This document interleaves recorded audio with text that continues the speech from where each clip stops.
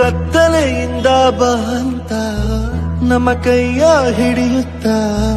ಕರೆದೊಯ್ದ ಬೆಳಕು ತೋರಲು ಬದಲೋದು ನಮ್ಮ ಬೆಳೆಸಲು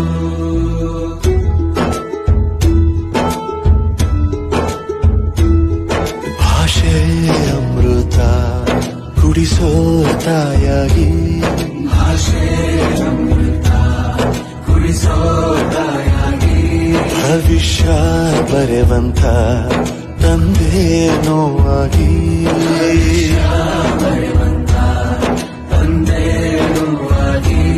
ಚಂದದ ಜೀವನನ ನೀಡಿರೋ ಗುರುಗಳು ನಮ್ಮ ಗುರುಗಳು